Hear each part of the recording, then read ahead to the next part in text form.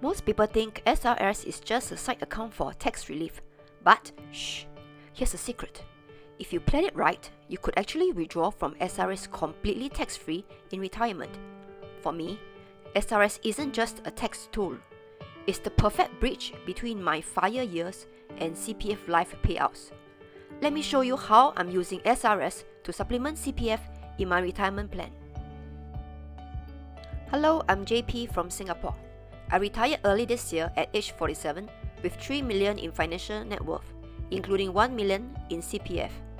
In my earlier videos, I shared how I grew my CPF to 1 million at 47 and how I managed my liquid asset strategy to fund my FIRE lifestyle today. But retirement is a long journey, and beyond CPF, there are other tools that can make the plan more flexible. That's why in today's video, I will show you exactly how I'm using SRS as a supplement to CPF and why it plays such a key role in my overall retirement cash flow strategy. Let's have a quick look at what is SRS. This Supplementary Retirement Scheme is Singapore's voluntary savings program launched in 2001, operated by the private banks. Think of it as your personal retirement account with immediate tax benefits and flexible investment options. There is an annual contribution limit of $15,300 for both Singaporeans and permanent residents, and these contributions give you immediate tax benefit, especially great if you belong to the income tax bracket of 11.5% or higher. And withdrawals will be able to start from the statutory retirement age of 63 currently, or 62 for earlier accounts, and this is set to rise further to 65 by 2030. And the investment here, you can look at flexible choices including stocks, ETFs, funds, fixed deposits, and even insurance. The SRS funds are not technically locked. You can actually withdraw anytime as well. But if you do it before the retirement age, the amounts which you withdraw are subjected to 100% tax as well as a 5% penalty unless you are withdrawing because of exception reasons such as death or for medical reasons. This SRS is designed for long-term retirement planning and it complements the CPF scheme.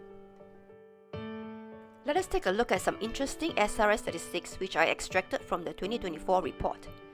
As of 2024 last year, SRS has grown to $20.6 billion across 467,000 accounts, with the average balance being $44,000.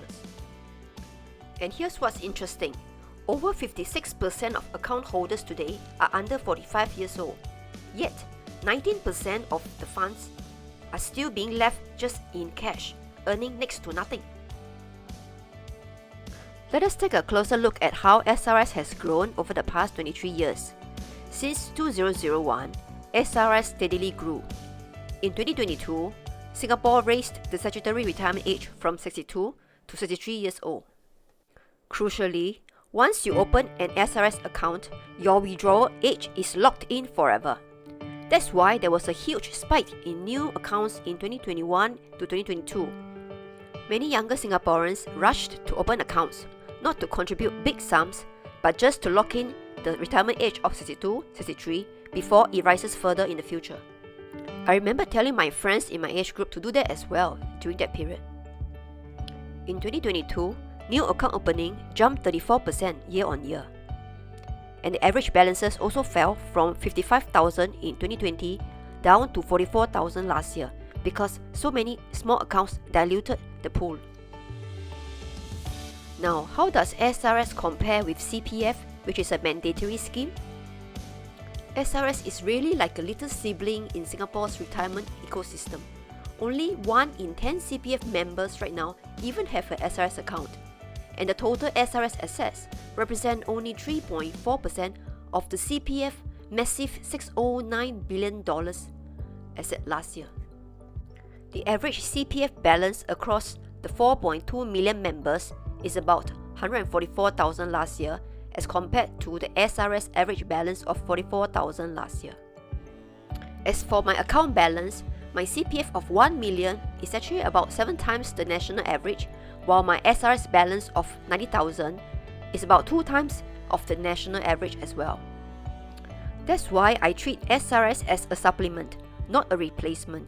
CPF is still the safe foundation, while SRS is my flexible bridge. providing tax benefits and a bridge between FIRE and CPF LIFE. Fun fact, in my CPF video, I showed how I also used SRS contributions to result in overall tax reliefs of more than $140,000 in 2017. Please check out that video for further details if you have not watched it. Now, I would like to describe what I call as my 4-pillar retirement cash flow strategy. At age 50, I'm expecting my endowment proceeds to mature, which will represent the first leg of FIRE. Next, at age 55, when my retirement account RA is created, the amounts above the full retirement sum can be withdrawn for additional financial flexibility. Then, at age 62, I can also start to draw down on my SRS savings over the next 10 years, beginning at 62. Finally, at age 65, I can start to receive tax-free CPF LIFE payouts, which will be my lifelong income. In this way, I will have cash flow at every critical stage. SRS withdrawals are special. You have 10 years from age 62 to withdraw, and only 50% of withdrawals are taxable. So here's the sweet spot. If your SRS balance is below $400,000, you can withdraw about $40,000 a year, and only half of this amount, $20,000, is taxable. And with Singapore's tax reliefs, that often means you pay zero tax. And that's why my goal is not to max out SRS, but to keep it tax efficient. Now, let's take a look at my own personal SRS journey. I created the account back in 2015 in my late 30s, and I contributed the maximum amount of $127.50 back then. That enabled me to save almost $1,500 in taxes that year, at 11.5% tax bracket at that time. Then in the following year, when they raised the SRS limit, I contributed to the max again, and that saved me almost $2,300 in taxes based on a higher 15% tax bracket. That's as good as getting an immediate 15% cash rebate. I made further SRS contributions in 3 other years following that, and in total I contributed a capital of $59,350.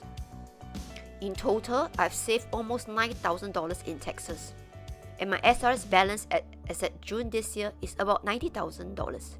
So the remaining balance came from dividends and capital gains, which I obtained from my investments made using SRS funds. At the moment, my SRS funds are fully invested in diversified funds, letting compound growth work its magic until age 62 for the next 15 years. In terms of my SRS portfolio of about $90,000, about 64% is invested in the technology sector via Endowus account, while the balance 36% is invested in the US markets via Poem's account. I will now elaborate more on the 2 brokers I use, as well as share my actual returns so far. Endowus is actually the first digital advisor for CPF, SRS and cash savings. My journey with Endowus actually started in 2022 when I started to invest my CPF OA funds into Amundi index funds. They were then the only broker that offers exposure to US markets via low-cost index funds using CPF. Endowus is regulated by MAS, and all assets are held in your own name using UOB Kay Hian. 70% of client monies are invested in their flagship funds. Based on your risk profile, they will then recommend the portfolio most suited for you within their flagship funds. I also have some cash investment in one of their flagship funds since December 2023, and time-weighted returns for that fund is more than 30% currently. For my SRS investment, I actually wanted technology exposure for the next 15 years, and Nasdaq ETF is not available for SRS. However, in Endowus, they actually have a satellite technology fund which target high long-term returns from investment into the tech sector. But the management fee for this fund is 0.4%. So I zoomed in into what this technology fund hold, and among the funds, I selected one of the tech fund for my single fund investment. That means my management fee is just 0.3%. Buying the technology fund here under Endowus is actually cheaper via, for example, buying the same fund at Fund Supermart. because Endowus rebates 100% of the trailer fees, which FundSuperMat does not. So for example, if I want to buy the first two funds listed, which is the Fidelity and Franklin Tech Fund, it will cost me 40% cheaper if I were to buy these funds under Endowus. This chart shows the actual performance of my technology investment with Endowus using my SRS funds. I periodically contributed to SRS over the past year and then invested into the fund, similar to what you call as DCA investing or dollar cost averaging. The time-weighted return of my investment in this fund is more than 80%. If you are new to Endowus and keen to set up an account with them to start your investing journey, you can use my referral code shown here and enjoy $20 off your fee when you sign up. Note that when you successfully sign up with Endowus using my code, I will also receive a $20 fee credit from Endowus at no extra cost to you. Next, we look at my US market investment via Poems. Poems is a trusted broker since 1975, with global presence in 15 countries.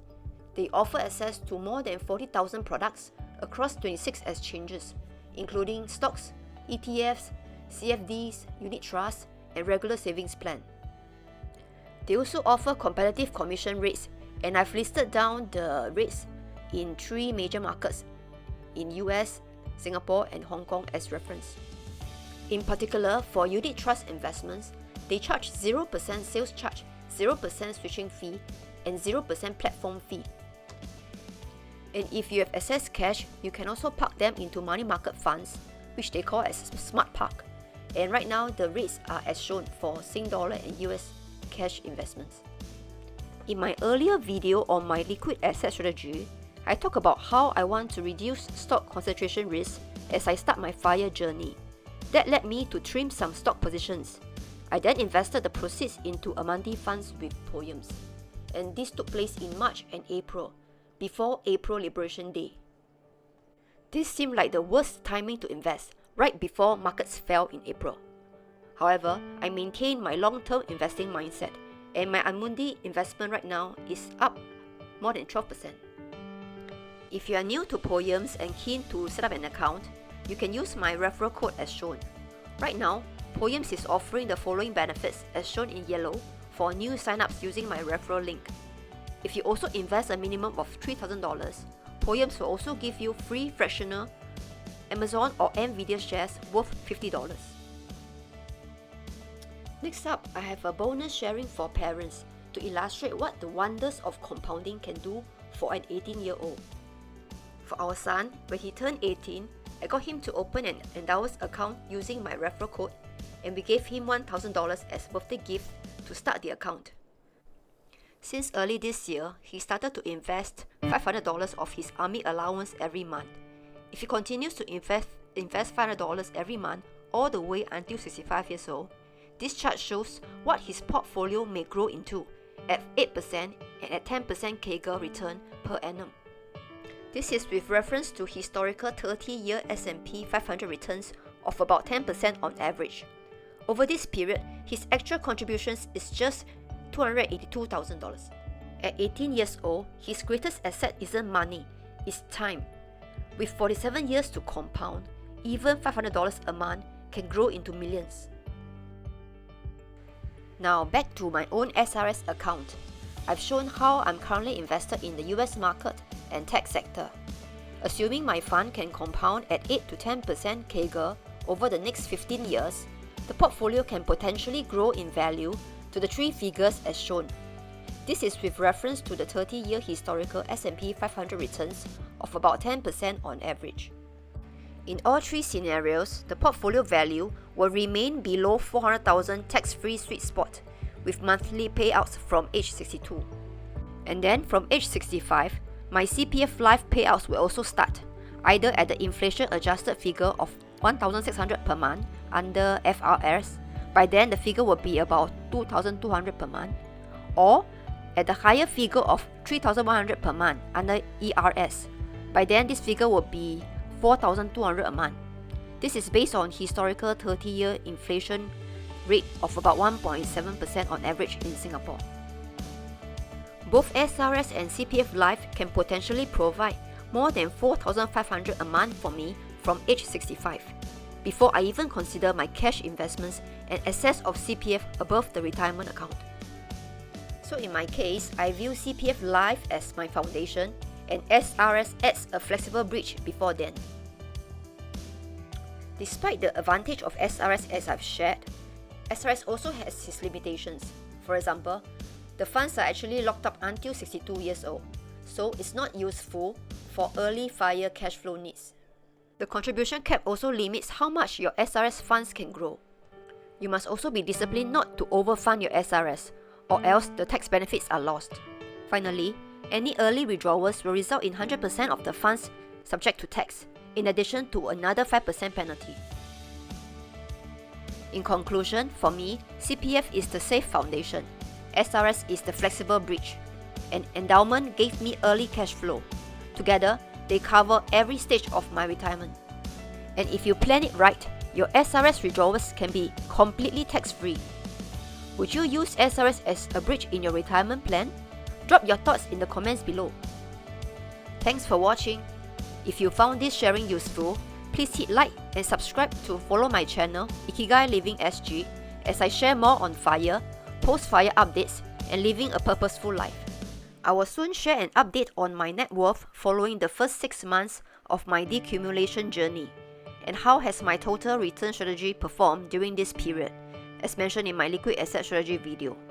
If you are curious to find out, please hit subscribe so that you can get an alert when I next post this video. Till then, have a great Ikigai day!